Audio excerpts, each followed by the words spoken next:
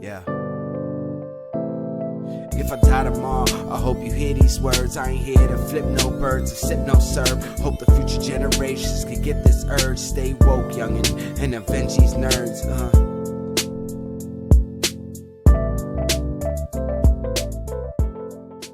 Welcome back to another episode of Nerds and Rounds, guys. It's your host, Sebastian. Your boy Tone from across the hall. Today's episode is brought to you by an awesome artist, streamer, YouTuber, a.k.a. Miriam Yoo. What's up, Miriam? Hey guys, thanks for having me. Yeah, of course. We're happy to have you, and to talk about everything that you are working on.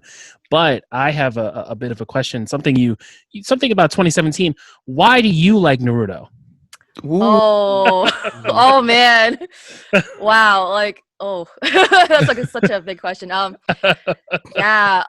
think that was definitely one of the first animes I ever watched. I feel online on a computer because I first watched it because I first found out from it through Shonen Jump, and I had another friend. She was obsessed with it. We were talking about geeking out with it. I think this is during when I was in middle school.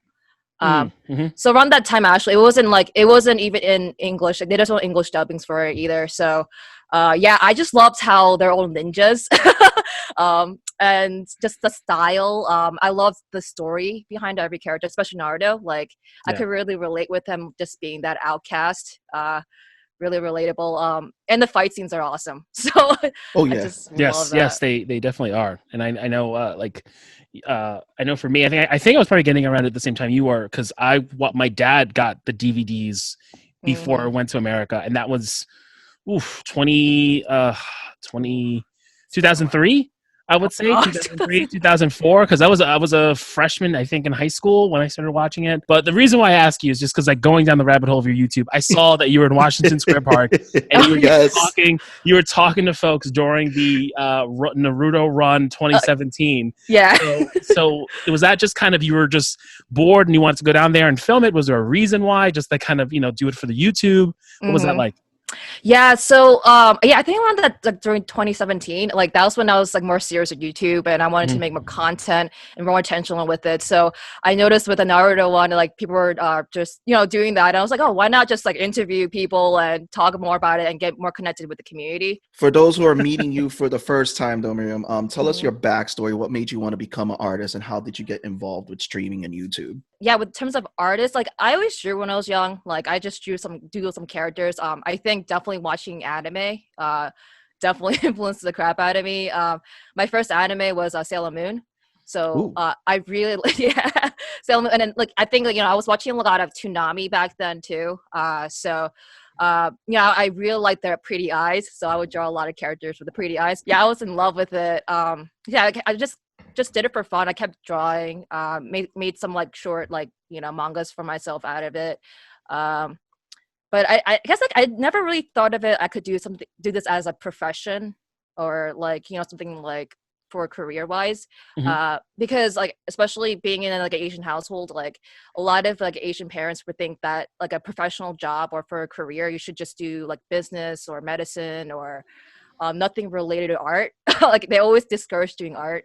I just kind of kept that as a hobby. But I thought even going to school, I didn't really think much about it. I just kind of went to school in an autopilot mode. I wasn't thinking even career-wise. I'm just going to school just because I'm going to school. So I didn't really think much about art as if I was even going to school. But everyone would tell me, oh, you're really talented in art. But I didn't really believe in myself. So I think it's around college years, around there. That's when I'm figuring. I had a whole crisis. I'm oh, what am I doing in my life? I feel so lost, And I'm still in that position. I'm still figuring things out right now too. But I think around college, I was okay, I already do art. I love it.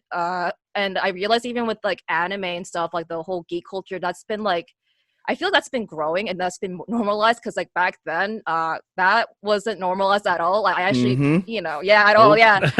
No, I remember people would bully me or tease me because I liked anime. And it's just now it's just oh, it's cool to actually love all of this stuff. And I actually am realizing more people are making businesses out of it. You could make a career out of it now too. So so I was just thinking, why not just pursue this passion I have already. So so this way, so people can see Miriam's fantastic art. Like again, I love it right here. You created was a Gundam Wing recreation of the scene right here. I love how you did the inks here for Gon right here when he's like when it's super form. Netsuko right here. Love again the original art piece, and then you as an imposter. Why are you impostering people? Which again, we can start talking about that stream that you do now. Something I noticed in your YouTube, I looked up was Sakura's love letter, and I watched the first one from 2011, and I saw, oh no, you redid it. So going back to the whole thing of redoing your animations and getting voice actors. So what was that like when you redid Sakura's love letter? Was that something you wanted to do? Was that something just folks that you met were like, let's recreate this? Because the story is really funny. It's really quick, 3 minute story where you think she's like really into this guy and it's really cute and it's really sweet, and then it twists at the end where she's like real like attached to him and really stalkerish. Yeah. So I thought that was So what was that like? That making that one up? All of that, I think it was also the time where I was trying to be super serious about like, okay, like want to work on my YouTube channel, pursue this art thing like head on. Like this is when I was like in like my maximum capacity of doing everything, I guess. So around that time, but it was initially just my idea, just because like all of this was like my project, but I think definitely Anaris was one of those like my voice actor like I would go to like ask her to do some of my projects. And this is when she was like available, like really available back then. So I don't know. It's just I just kind of did it for fun. Like that's all it is. Cool. Yeah. And how did you feel when you saw that there was a German voiceover for this story? That was like a surprise for me because I didn't even ask like the German, like the person that did it. I think her was Strawbelly. So in Germany, like the German the community, I guess, of the voice acting community, like she's pretty well known, I guess. She just like did it, and she forwarded me the link, and I was really surprised and shocked. It was like really well done. And actually with that German dubbing and voiceover, that actually inspired me to recreate my animation, because I was like, like how would, because like in the first version of it, I didn't have any voiceovers or voice acting, so I was like, how would this look like with voice acting? So I think also that's why I wanted to try this new project of that, recreating it, One thing that caught our eye was the 2019 launch webcomic, Misfit Hero on Webtoons. I saw that was in hiatus, but is there plans to bring it back? And what was if you could give us a brief synopsis of the story for the comic? Yeah.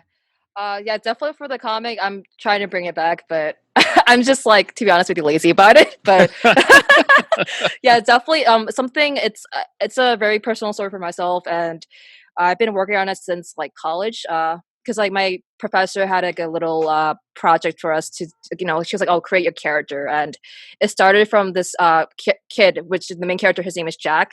So it's a kid with the pumpkin head, and I was just like drawing it out, and then I ended up just adding more story plot to him, and then he becomes involved in this fantasy world, and then it kind of evolved into this like bigger story plot I didn't even think about or imagine about it. But like the general story is like it's about this kid. So his name is Jack, and so he's kind of like this outcast, like punk rock kid.